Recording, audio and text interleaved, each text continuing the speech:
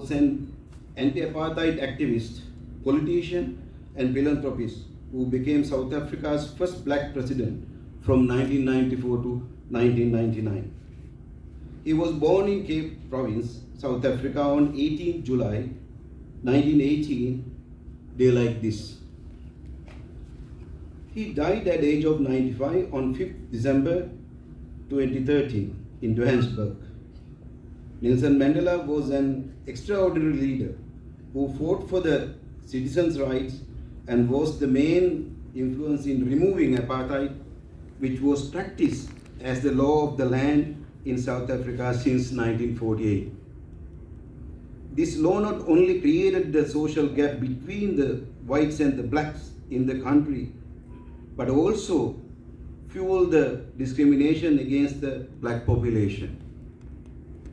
The policies during his leadership were mainly aimed at improving the economy while reducing the social inequalities. One such policy is the Reconstruction and Development Programs, what we call RPD.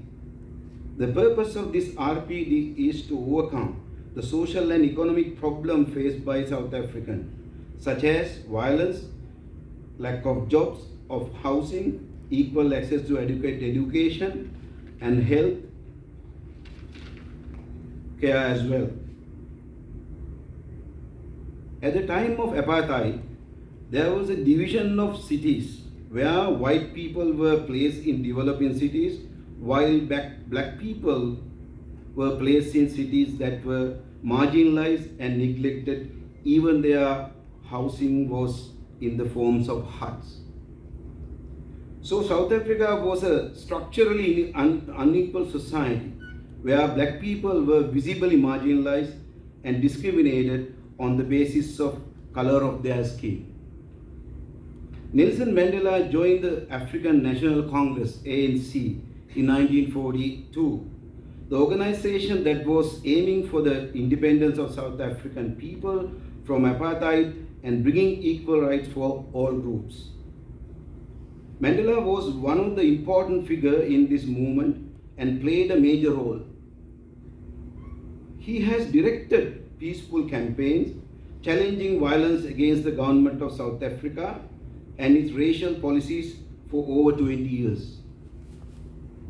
Nelson Mandela presented several important strategies related to his struggle against apartheid through the ANC under the pressure of the South African government at the time. He launched the M Plan, what we call Plan Mandela. He was also a member of the People Charter for Congress and Freedom. The Pan-African Congress, PAC, was formed under the Robert Sobukwe leadership in 1959. The ANC and PAC responded by setting up a military wing in 1961. Nelson Mandela was instrumental in creating the ANC group in what was radical departure from the ANC policies. On 30th July 1952, under the law on the eradication of communism, Mandela was arrested and tried in Johannesburg as part of 21 defendants. Convicted of violating this law, their forced labor sentence of 9 months was extended to 2 years. Mandela was banned for a period of 6 months in December from attending meeting or talking to more than one person. On July 11, 1963, he was arrested again with other leaders. In the trial, Nelson Mandela was charged with more than 200 charges of sabotage, preparing for guerrilla warfare in South Africa, and preparing for South Africa's armed invasion. Mandela was one of the 10 defendants to be arrested or sentenced to a life sentences and was sent to Robben Island. Strong protests against Mandela's arrest were increasingly voiced to the government through the ANC's continuing movements. The world also supported the liberation movement of Mandela, including the UN. The UN obviously set out to fight apartheid on 1st January 1976. Resolution 554 UN Charter 2014 was also issued in 17th August 1984. At that time, various violence protests were directed at the government of South Africa. Nelson Mandela's 70th birthday tribute at Wembley Stadium was made on June 11, 1988. The concert, broadcast to 67 countries with over 600 million audiences, was one of the protests against Nelson Mandela's imprisonment by the South African government. Nelson Mandela was finally released from Victor Verster prison in 11th February 1990. ANC and Nelson Mandela's struggle was not in vain. South Africa finally succeeded in holding a democratic presidential election on October 3, 1994, without any racial differentiation of rights. Nelson Mandela's inauguration as the first black president of the country on May 10, 1994, at the age of 77, with William D. Clark being the first deputy, was one of the ANC's goals in carrying out resistance to apartheid politics.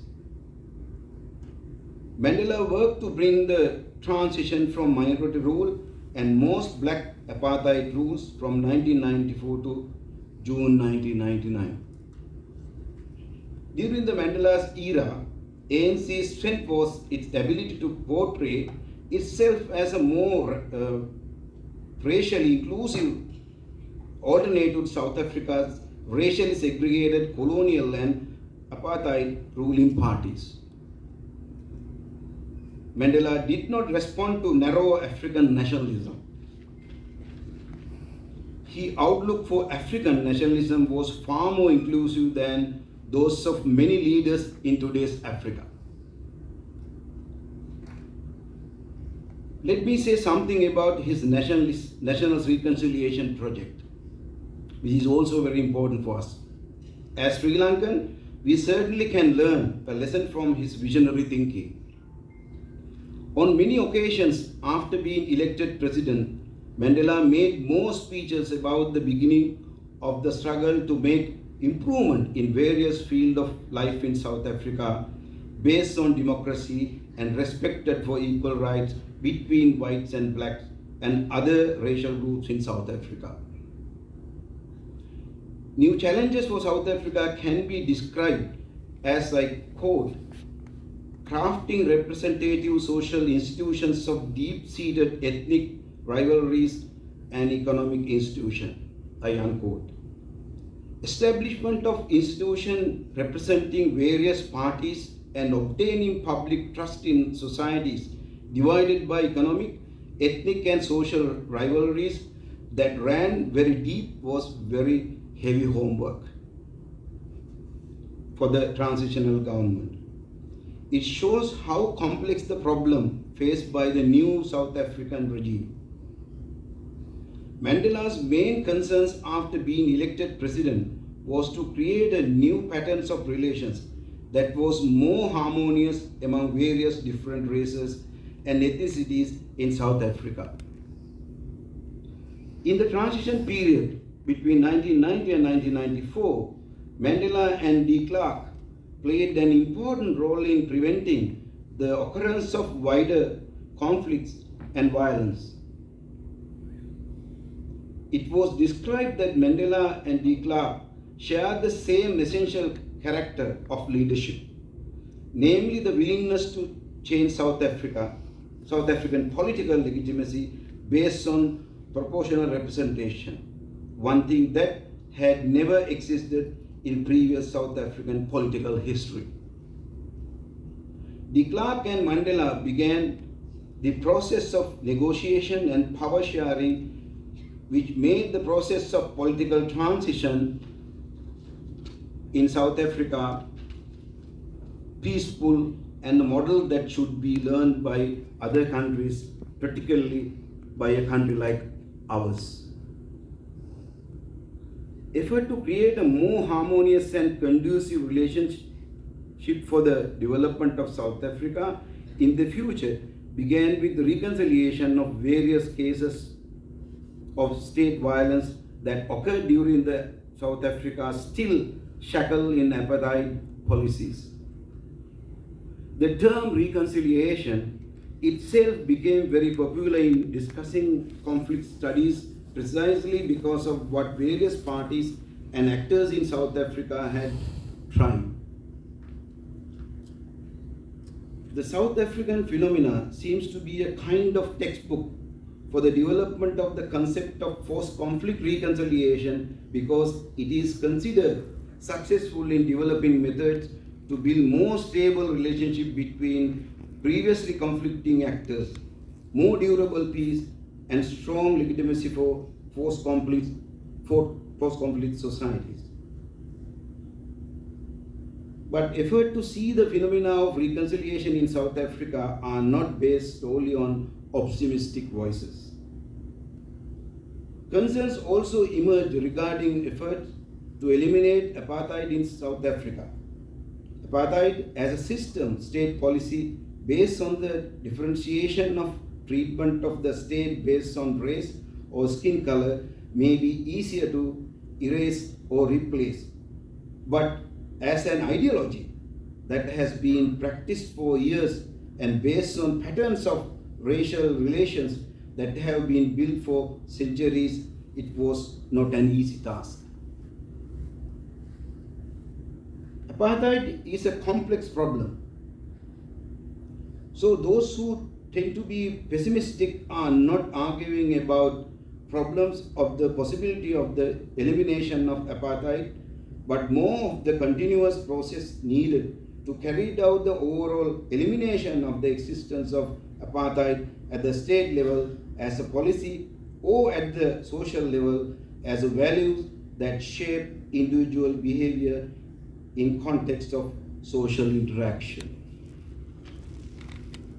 The initial stage of the South African reconciliation process began with the establishment of the Truth and Reconciliation Commissions, popularly known as TRC. This institution was formed after Mandela received and listened to proposals from the various groups, especially civil society organizations in South Africa. Through the public selection process, commissions were chosen to lead the institution. The commission was led by the South African Archbishop Reverend Desmond Tutu, a respected black Christian figure. TRC based on several thoughts as follows. A non-racial ideology of reconciliation. The view that South African reconciliation was based on effort to abolish the racial identity created by apartheid. Second point, an intercommunal ideology of reconciliation. Reconciliation is seen as an attempt to bridge community groups divided by apartheid by creating a shared understanding of democratic values on both sides of the community or society. Third point, a religious and human rights ideology of reconciliation. Reconciliation is a strengthening of religious and humanitarian value to apologize and use apartheid's past as an important lesson so that it does not happen again in the future. These ideal rationale shows that the important orientation of the reconciliation effort to be carried out by the TRC is emphasized on creating harmony for the lives of the people of South Africa to build in the future, not only focusing on the issues of disclosing violence and achieving justice for victims. The view of justice is in the context of reconciliation will threaten the perpetrators of violence in the past in the present context. The view that they are guilty parties solely will actually hinder the participation of perpetrators of violence in the process of reconciliation. to those who are disadvantaged, but also relate to those who benefits from the apartheid system. This goal is far broader than just dealing with the problems of violence that occur, but also related to effort to form a new foundation for the people of South Africa. Let me wind up my brief intervention here by saying something that related to our country. Nelson Mandela is no more, but his legacy would hopefully inspire people, particularly the young, for some generations to come all over the world, including Sri Lanka. His book, A Long March to Freedom, must be textbook for every Sri Lankan. The story of his life, his determinations to struggle for justice, his vision for a reconciled society or nation, and most importantly, his exceptional human quality to see the others to be worthy of forgiveness are crucially important historical lessons for all communities in Sri Lanka in achieving a better future for their progeny. In a sense, South Africa's conflict was much more complicated than Sri Lanka's one. It was mainly racial conflict between the indigenous black and the migrant white, underpinning by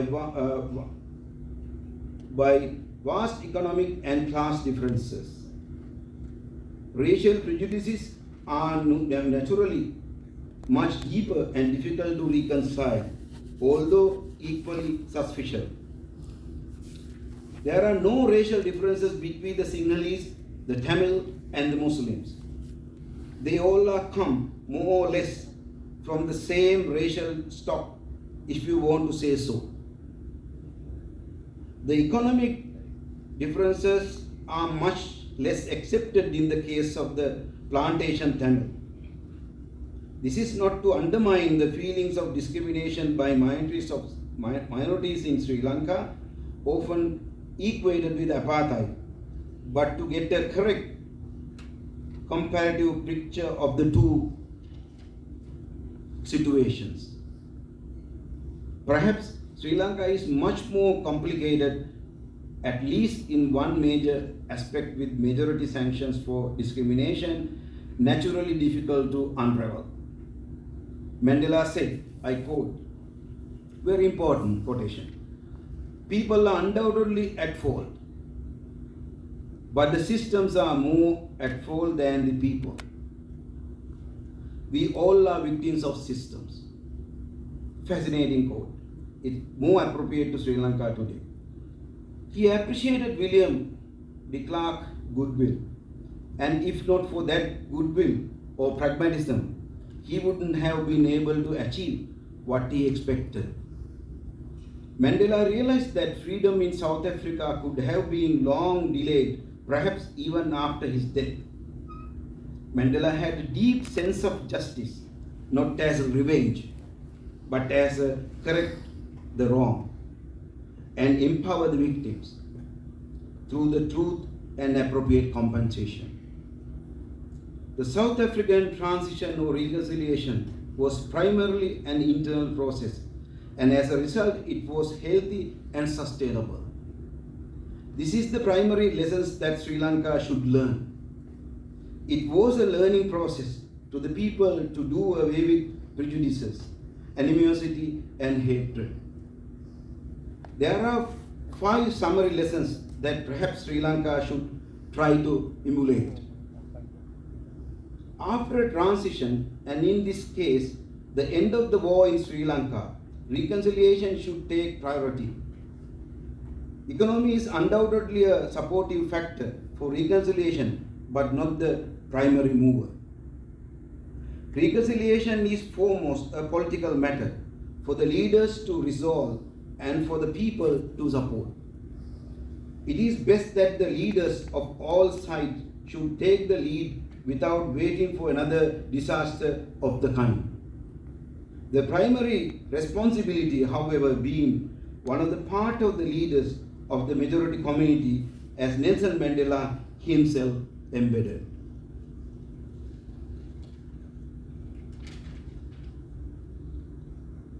Talk directly, as Nelson Mandela did with William de Klerk, without neglecting all the stakeholders of their leaders. Justice is primary. Justice, however, does not mean revenge, but correcting the wrong and empower all the victims through truth and appropriate compensation. Never resort to violence or intimidation. Never again. This is the prime lessons of Mr. Nelson Mandela. I thank you.